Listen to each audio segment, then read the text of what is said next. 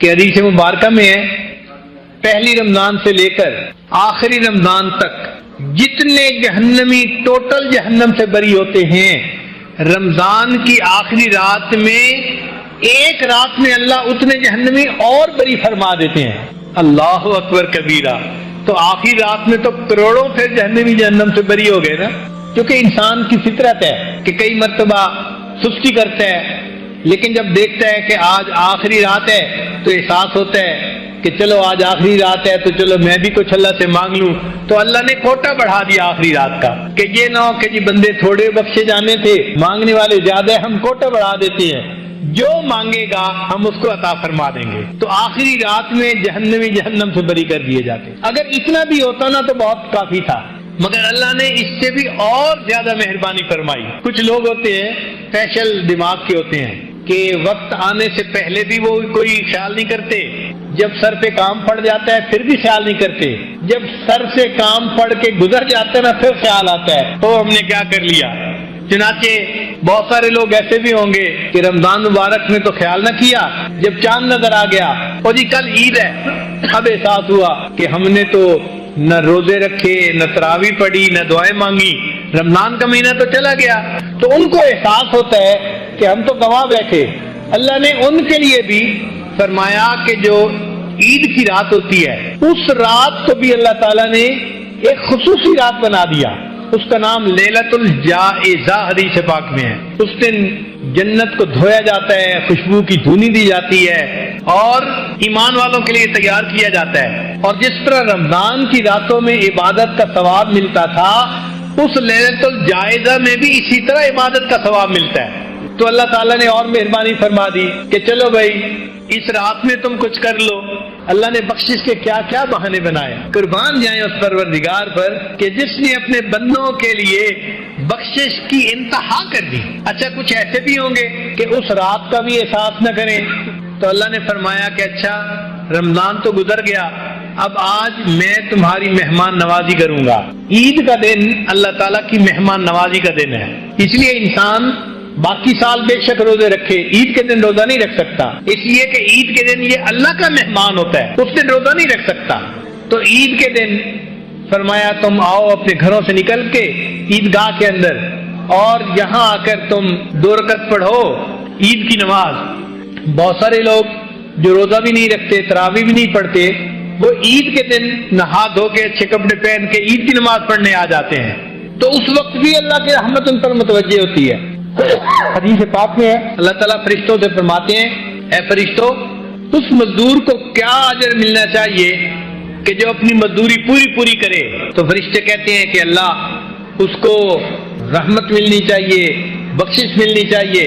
تو اللہ فرماتے ہیں کہ پھر یہ میرے بندے کیوں آج یہاں جمع ہیں؟ اللہ تو سب جانتے ہیں، مگر اللہ تعالیٰ فرشتوں کو گواہ بنانا چاہتے ہیں۔ ان کو کہتے ہیں اچھا یہ میرے بندے کیا چاہتے ہیں؟ تو فرشتے جواب دیتے ہیں عبادی و امائی، اے اللہ آپ کے یہ بندے مرد یا عورتیں سارا مہینہ انہوں نے روزے رکھے، تراویح پڑھی، عبادت کی، آج اکٹھے ہو گئے ہیں آپ سے مغفرت مانگتے ہیں۔ اللہ فرماتے ہیں اچھا فرشتوں تم گواہ رہنا، میرے بندو تم مجھ سے مانگنے کے لیے اکٹھے ہو گئے ہو، میں آج تمہارے تمام گناہوں کو تمہاری نیکیوں میں تبدیل کرتا ہوں۔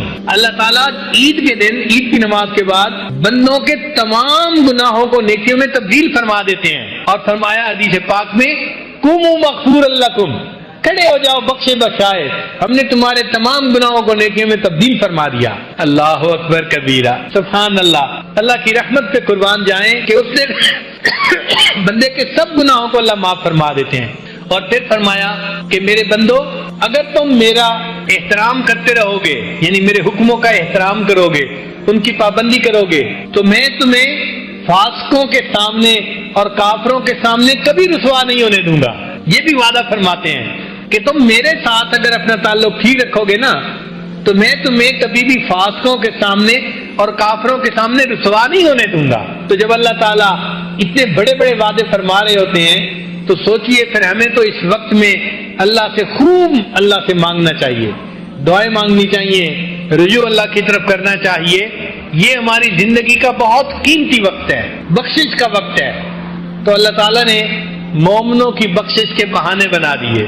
کرنی تھی مغفرت تو بہانے بنا دیے، جنت میں مومنوں کے ٹھکانے بنا دیے۔ اس لیے نبی علیہ السلام نے ارشاد فرمایا کہ روزہ دار بندے کو چاہیے کہ وہ یہ دعا اللہ سے ضرور مانگے، اللہم انی اسألک الجنہ واعوذ بک من النار، اے اللہ مجھے جنت عطا فرما دیجئے اور جہنم سے بری کر دیجئے۔ اچھا، شیطان چونکہ دشمن ہے نا، وہ یہاں بھی جو ہے دشمنی دکھاتا ہے۔ ہم نے دیکھا ہے بعض لوگ جو ہے نا بڑے ولی بنتے ہیں، وہ جی اللہ کی عبادت جنت کے لیے کیوں کریں، اللہ کی عبادت اللہ کے لیے کریں۔ بات تو بڑی اچھی ہے، نماز آپ ایک نہیں پڑھتے اور اللہ کی عبادت اللہ کے لیے کریں، جنت کے لیے کیوں کریں؟ اتنا جنت سے مستغنی نہ بنے۔ ہم تو اللہ کی ہر نعمت کے محتاج ہیں۔ ایک مرتبہ ایک خاتون نے فون پہ بات کی، مجھے کہنے لگی کہ پیر صاحب میں اللہ سے کچھ نہیں مانگتی، بس ایک بات مانگتی ہوں کہ میرا خامد اچھا ہو جائے، اور کچھ نہیں مانگتی، بس ایک بات مانگتی ہوں میرا خامد اچھا ہو جائے۔ میں نے کہا آپ اور کیوں کچھ نہیں مانگتی بھائی؟ اگر اللہ تعالیٰ آپ کو بیمار کر دے پھر کیا ہوگا؟ میں نے کہا اگر اللہ تعالیٰ آپ کے دماغ میں خلل ڈال دے پھر کیا ہوگا؟ آپ کے بچے کو بیمار کر دے پھر کیا ہوگا؟ جب میں نے ذرا اس طرح کی دو چار باتیں کی، اللہ نے آپ کو عزت کی روزی گھر میں دی ہے بیٹھ کے، اگر اللہ تعالیٰ آپ کے رزق کو ذرا ٹائٹ کر دیں اور جو مانگنے والی عورتیں گلیوں میں پھر رہی ہوتی ہیں، آپ کا بھی معاملہ ایسا ہو جائے تو پھر نہیں یہ تو نہیں میں چاہتی۔ بھئی اگر نہیں چاہتی تو یہ نعمتیں بھی تو اللہ نے دی ہیں نا، کیوں کہتی ہیں کہ مجھے اور کچھ نہیں چاہیے؟ آپ کو کہنا چاہیے مجھے اللہ سے سب کچھ چاہیے، ہر چیز چاہیے، منگتے جو ٹھہرے، فقیر جو رہے۔ ہم اللہ کے فقیر ہیں۔ یا ایھا الناس انتم الفقراء، اے انسانوں تم فقیر ہو۔ جب اللہ نے ہمیں کہہ دیا تم فقیر ہو تو پھر منگتے کو مانگنے سے کوئی شرم نہیں ہوتی۔ وہ مانگتا ہے، ہر چیز مانگتا ہے، ہمیں اللہ سے ہر چیز مانگنی ہے۔ تو کبھی بھی یہ مت کہنا میں اللہ سے اور کچھ نہیں مانگتا، بس یہ مانگتا ہوں، نہیں، ہم اللہ سے سب کچھ مانگتے ہیں۔ اللہ کو زور مت دکھائیں۔ اللہ تعالیٰ ایسے بندے کو پھر تگنی کا ناچ نچا دیتے ہیں، پھر اس کو اپنی اوقات یاد آ جاتی ہے۔ تو اللہ سے مانگیں اور ہر چیز مانگیں، ہر نعمت مانگیں اور دل کھول کے مانگیں، تھوڑا نہ مانگیں۔ جب دینے والا اتنا بڑا ہے تو ہم تھوڑا کیوں مانگیں؟ ایک مرتبہ ایک بوڑھا بندہ میرے پاس بیٹھا ہوا تھا تو یکدم اس نے دعا مانگی، اے اللہ مجھے اتنے خرب ڈالر عطا فرما۔ ایسے بیٹھے بیٹھے اچانک پتہ نہیں اس کو کیا خیال آیا، اس نے دعا مانگی، اے اللہ مجھے اتنے خرب ڈالر عطا فرما۔ ایک نوجوان بیٹھا ہوا تھا، وہ کہنے لگا اتنے؟ میں نے کہا بھئی آپ سے نہیں مانگے، آپ کیوں پریشان ہو رہے ہیں؟ اللہ سے مانگے ہیں نا تو مانگے، تم کیوں پریشان ہو رہے ہو کہ اتنے ہیں؟ تو جب اللہ سے مانگنے ہیں تو خوب مانگیں، اللہ دیتے ہیں۔ ٹوٹے رشتے وہ جوڑ دیتا ہے، بات رب پہ جو چھوڑ دیتا ہے، اس کے فضل و کرم کا کیا کہنا، لاکھ مانگو کروڑ دیتا ہے۔ انسان جو مانگتا ہے اللہ اس کی امیدوں سے بڑھ کر اس کو عطا فرماتے ہیں۔ تو جب اللہ سے مانگنا ہے تو خوب مانگیں، اللہ کی رحمتوں کو دیکھتے ہوئے، اس کے خزانوں کی وسعتوں کو دیکھتے ہوئے مانگیں، اللہ سے جتنا مانگ سکتے ہیں۔ سچی بات یہ ہے ہماری جھولی چھوٹی ہے، اللہ کے خزانے بہت بڑے ہیں۔ تو بہرحال یہ اشرا مانگنے کا اشرا ہے۔ تو اللہ تعالیٰ عید کے دن عید کی نماز پڑھ کر جو لوگ کھڑے ہوتے ہیں ان کو فرماتے ہیں کہ قوموا مغفورا لکم، کھڑے ہو جاؤ بخشے بخشائے، ہم نے تمہارے گناہوں کو تمہاری نیکیوں میں تبدیل فرما دیا۔ تو مومن کے لیے تو یہ زندگی کا بہت قیمتی وقت ہے، لہذا ان مجالس میں بھی آپ بہت شوق ذوق کے ساتھ توجہ کے ساتھ بیٹھیں، اور یہ جو 10 دن کے ایام ہیں ان کے اوقات کو بھی خوب عبادت میں گزاریں، ذکر میں، تلاوت میں، نوافل میں، جتنا عبادت کر سکتے ہیں اتنا کریں، اپنے آپ کو تھکائیں عبادت میں۔ اجازت ہو تو آ کر میں بھی شامل ان میں ہو جاؤں، اجازت ہو تو آ کر میں بھی شامل ان میں ہو جاؤں، سنا ہے کہ تیرے در پر ہجوم عاشقاں ہوگا۔ اللہ آپ کے چاہنے والے آپ کے در پہ اکٹھے ہوں گے، میرا بھی دل چاہتا ہے کہ میں بھی ان میں شامل ہو جاؤں۔ اے اللہ مجھے بھی آپ اپنے چاہنے والوں میں شامل فرما لیجئے اور میرے دل کو بھی اپنی محبت سے بھر دیجئے۔ فما ذلک علی اللہ بعزیز، اللہ کے لیے یہ کام کوئی مشکل نہیں۔ اللہ تعالی ہمارے اس وقت کو نیکی تقوی میں گزارنے کی توفیق عطا فرمائے، اور جو دعائیں ہم مانگیں اللہ ہماری سب دعاؤں کو اپنی رحمت سے قبول فرمائے۔ وآخر دعوانا ان الحمد للہ رب العالمین۔ ہمارے قریبی رشتہ داروں میں سے ایک بزرگ تھے، عالم تھے، وہ کہنے لگے کہ میں جب اپنے حضرت سے بیعت ہوا تو انہوں نے مجھے ایک قرآن پاک روزانہ قرآن تلاوت کا حکم دیا. خود مجھے فرمانے لگے کہ اس وقت مجھے بیعت ہوئے 43 سال کا عرصہ گزر چکا، ان 43 سالوں میں ایک دن میری تلاوت قضا نہیں ہوئی. اگر یہ لوگ ایسے عمالہ میں لے کر اللہ کے حضور پیش ہوں گے کہ 43 سال میں ایک دن بھی قرآن مجید کا ایک پارہ پڑھنا اس میں لاگا نہیں ہوا، تو پھر سوچیں کہ ہم اس دن کیا کریں گے. کرنے والے آج کے دور میں بہت کچھ کر رہے ہیں. ہم نے تو دیکھا حفاظ کو بھی رمضانی حافظ، بس رمضان آیا تو دن رات کر کے کچھ بھاگ دوڑ کر کے کچھ کر لیا، اور اس کے بعد ان میں اور عام نوجوان میں کوئی فرق نہیں. ہمارے قریبی تعلق والے ایک دوست ہیں، ان کی والدہ صاحبہ قرآن مجید کی حافظ ہیں. اللہ تعالیٰ کی شان، ان کو قرآن مجید اس طرح یاد ہے جس طرح کہ عام لوگوں کو سورہ فاتحہ یاد ہوتی ہے. جب چاہے جس وقت چاہے جہاں سے پوچھیں ایک لفظ بولیں وہ اسی سے آگے پڑھنا شروع کر دیں. اللہ تیری شان. حیران ہوتی ہیں وہ کہ حافظ قرآن بھی بھولتے ہیں، حیران ہوتی ہے. اور واقعی جو محنت کرتے ہیں اللہ رب العزت پھر ان کو نعمت عطا فرماتا. ہمیں ایک دفعہ مری جانے کا اتفاق ہوا رمضان مبارک میں، تو ایک جگہ ہم نے تراویح پڑھی، ایک عجیب بات سنی. وہ کہنے لگے کہ اس مصلے پر جو قراء سناتے ہیں وہ بڑے چنے ہوئے ہوتے ہیں، مگر خاص بات یہ ہے کہ 36 سال میں یہاں تراویح پڑھانے والے کسی حافظ کو ایک مرتبہ بھی لقمہ نہیں لینا پڑا. 36 سال میں. اللہ. تو آج کے دور میں اگر ایسے لوگ موجود ہیں تو ہم کیوں قرآن مجید کو اچھی طرح نہیں پڑھتے؟ یہ فقط اہمیت ہے وقت کی. کس نے محنت کر لی اس نے وقت کو کما لیا، ورنہ وقت تو گزر ہی رہا. وقت انتظار نہیں کرتا کسی کی. تو جب یہ جسم ادھار کا مال ہے، ہمیں چاہیے کہ ہم اس سے جتنا زیادہ عبادت کر سکیں، نیکی کر سکیں، مخلوق خدا کی خدمت کر سکیں، دین کام کر سکیں، ہم اس کو خوب اللہ کے دین کے لیے ستائیں. فارغ رہنا خوشی کی بات نہیں ہے، عدیم الفرصت ہو جانا یہ خوشی کی بات ہے. فرصت ہی نہیں ملتی جی، اتنا دین کے کام میں انسان لگ جائے.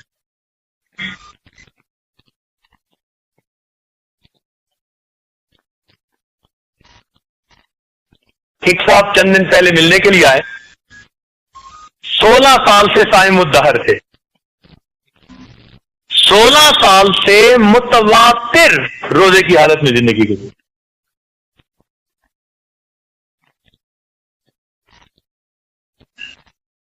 اور ہمارے قاری صاحب جن کو ہمارے بعض دوستوں نے دیکھا ہوگا، اس سال اجازت بھی دی، خلافت بھی دی، چترال کے تھے. الحمدللہ ان کے زندگی کے اس وقت 23 سال گزر چکے. ایک دن روزہ، ایک دن افطار، ایک دن روزہ، 23 سال اس ترتیب پر وہ گزار چکے. تو بھئی اگر آج کے دور میں ایسے لوگ زندہ موجود ہیں جو اللہ کے لیے یہ کچھ کرتے ہیں، تو کیا 10 دن ہم اللہ تعالیٰ کی خوب جی بھر کے عبادت نہیں کر دیتے؟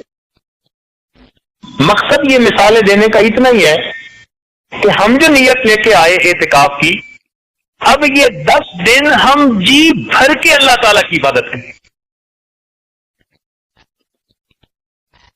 خوب اپنے جسم کو تھکائیں. یہ جسم دنیا کے لیے ہزاروں مرتبہ تھکا. ہم نے راتیں دنیا کی خاطر سینکڑوں مرتبہ جاگ کے گزاری. اگر یہ 10 راتیں اللہ کے لیے جاگ کے گزاریں گے اور دن اللہ کی عبادت میں گزاریں گے اور تھکائیں گے تو یہ کون سی بڑی بات ہو جائے. اس لیے دل میں ہمت ہو، جذبہ ہو، شوق ہو کہ ہم نے ان 10 دنوں میں خوب جی بھر کے اللہ تعالیٰ کی عبادت کرنی.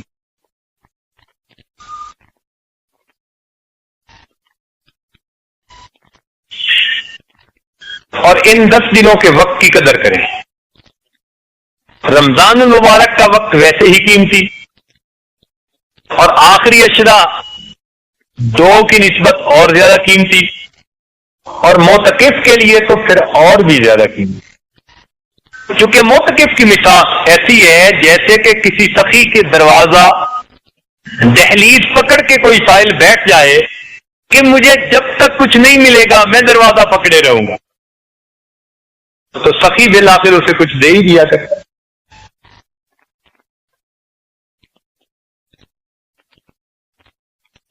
ہمارے مشائخ نے فرمایا الوقت من ذهب و فضہ، وقت جو ہے نا وہ سونے اور چاندی کی ڈلیوں کی مانند ہے.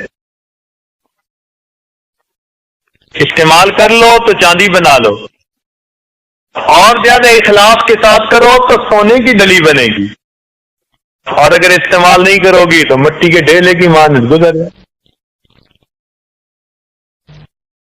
بلکہ بعض بزرگوں نے کہا الوقت سیف قاطع، وقت ایک کاٹنے والی تلوار ہے. امام شافعی رحمۃ اللہ فرماتے تھے کہ مجھے صوفیاء کی 2 باتوں سے بہت فائدہ ہوا. ایک بات تو یہ کہ وقت ایک کاٹنے والی تلوار ہے، اگر تم اسے نہیں کاٹو گے تو وہ تمہیں کاٹ کے رکھ دے گی. اور دوسرا فرمایا کرتے تھے کہ یہ بات مجھے بہت اچھی لگتی ہے کہ اگر تم نفس کو حق میں مشغول نہیں کرو گے تو نفس تمہیں باطل میں مشغول کر دے گا. تو بات تو سچی ہے، ہم نفس کو پالنے میں مشغول ہیں اور نفس ہمیں جہنم میں دھکا دینے میں مشغول ہے.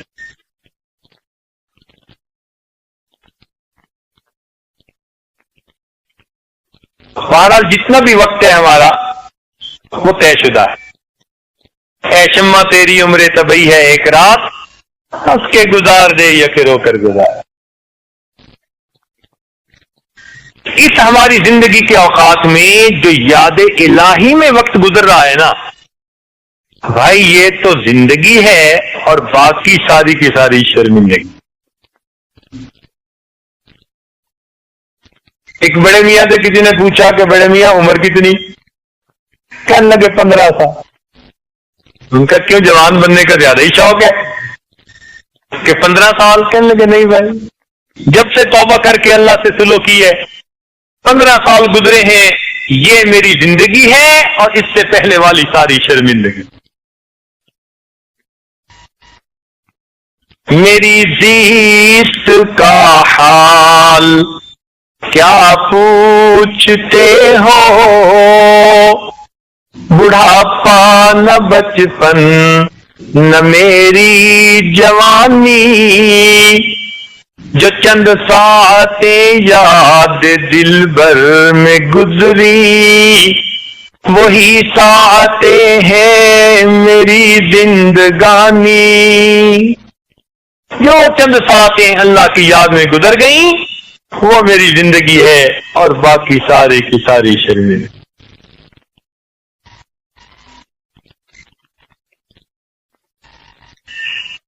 ایک بزرگ گزرے ہیں اویس کرنی رحمت اللہ، قرن ایک قبیلہ تھا،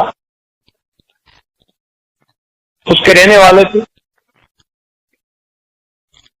یہ نبی علیہ الصلوۃ والسلام کے دور میں تھے، والدہ کی خدمت کرتے تھے. ان سے اجازت لے کے نبی علیہ الصلوۃ والسلام کے دیدار کے لیے حاضر ہوئے، مگر اللہ کے محبوب سفر پر جا چکے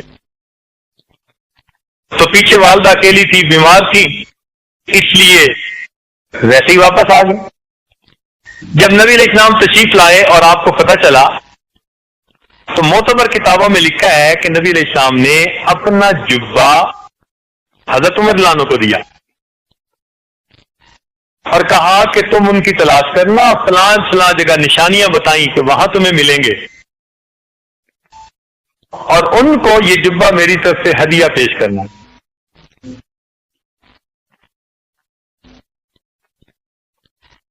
اور ان کو کہنا کہ وہ میری امت کی مغفرت کی دعا کریں. چنانچہ کچھ عرصے کے بعد نبی علیہ السلام کا وصال ہو گیا. تو بعد میں حضرت عمر رضی اللہ عنہ اور حضرت علی رضی اللہ عنہ یہ دونوں حضرات ان کی تلاش میں گئے.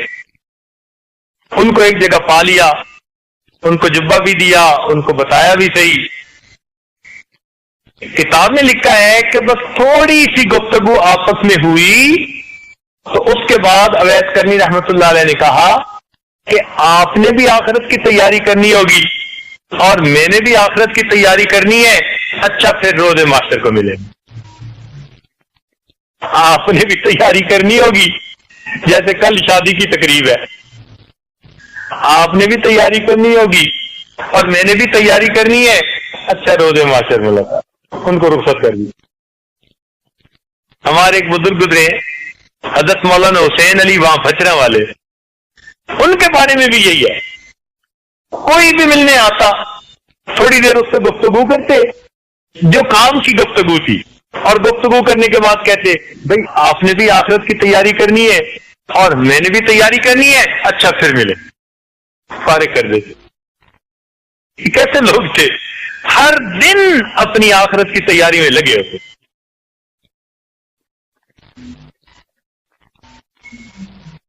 چنانچہ ایک آدمی نے رابعہ بصریہ سے دعا کروانی تھی, کسی پریشانی میں پھنسا ہوا تھا. وہ کہتے ہیں کہ میں فجر کے بعد گیا ملنے کے لیے تو وہ نفلیں پڑھ رہی. میں نے کہا دور کے بعد صحیح. پھر گیا تو نفلیں پڑھ رہی تھی. میں نے کہا اثر کے بعد صحیح. اثر کے بعد گیا تو تلاوت قرآن کر رہی تھی. تو مغرب کے بعد صحیح, تو پھر نفلیں پڑھ رہی تھی. کہنے لگے عشاء کے بعد. میں نے کہا عشاء کے بعد بھی انہوں نے نفل کی نیت باندھی, رکوع ہی نہیں کر رہی تھی. حتیٰ کہ اسی طرح انہوں نے پوری رات گزار دی. فجر کا وقت آ گیا تو فجر پڑھی. میں فجر پڑھ کے پھر جلدی گیا. تو کہنے لگے کہ فجر کے اشراق کے نوافل پڑھ کے نا تھوڑی دیر ان کی بیٹھے بیٹھے آنکھ لگ گئی. جب میں وہاں پہنچا تو میرے پاؤں کے آواز سے ان کی آنکھ کھلی تو وہ ایسے اچانک اٹھ بیٹھی جیسے کوئی بڑا لیٹ ہو جاتا ہے نا بندہ اور جانا ہوتا ہے کہیں. ایسے اٹھ بیٹھی اور دعا مانگنے لگی اللہم انی اعوذ بک من عین لا تشبع من النوم. اے اللہ میں ایسی آنکھ سے تیری پناہ مانگتی ہوں جو نیند سے بھرتی نہیں ہے.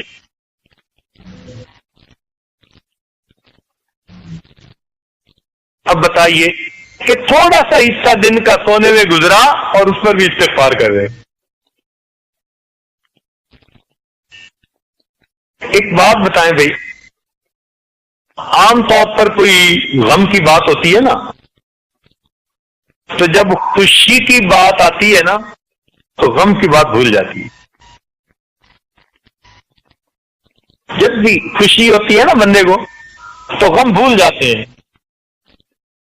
پکی بات ہے, غم بھول جاتے ہیں. جنت میں جانے سے بڑھ کر بھی کوئی خوشی ہو سکتی ہے؟ نہیں نہ ہو سکتی. اس لیے جنتی جب جنت میں جائیں گے تو کہیں گے الحمدللہ الذی اذھب عنا الحزن, ہم سے وہ غم چلا گیا. تو اب تو جنت میں کوئی بات نہیں ہونی چاہیے غم والی. اور جنت میں کتنی خوشیاں ہوگی کہ انسان اللہ تعالیٰ کا دیدار کرے گا, نبی علیہ السلام کا دیدار کرے گا, نیکوں کی محفل ہوگی, اور یہ خوشی ہوگی کہ اب یہ نعمتیں ہم سے کبھی واپس نہیں لی جائیں گی. اس خوشی کے حال میں بھی بندے کو ایک حسرت رہے گی.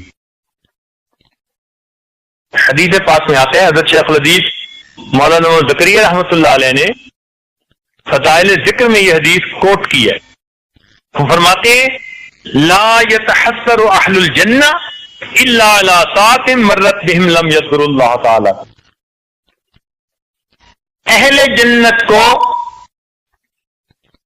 کسی بات پر حسرت نہیں ہوگی سوائے ایک بات کے کہ وہ وقت جو انہوں نے دنیا میں اللہ کی یاد کے بغیر یعنی غفلت میں گزارا تھا, جنتیوں کو غفلت میں گزرے ہوئے اس وقت پر حسرت ہوا کرے گی کہ کاش ہم اس میں غفلت نہ کرتے تو آج ہمارے رتبے اتنے زیادہ بلند ہوتے.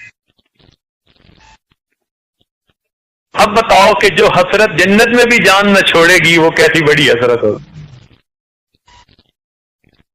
تو اس لیے اپنے وقت کو اللہ تعالیٰ کی یاد سے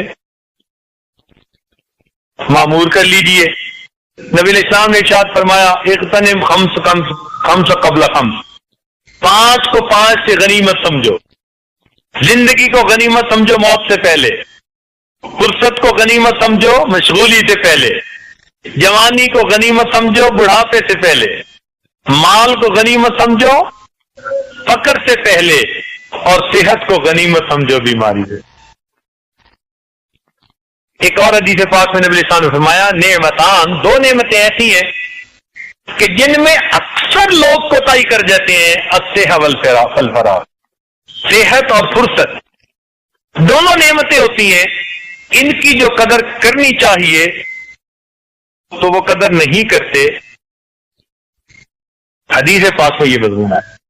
تو ہمیں چاہیے کہ ہم اپنے وقت کی قدر کریں جو پروردگار نے ہمیں انعام کے طور پر عطا فرمایا.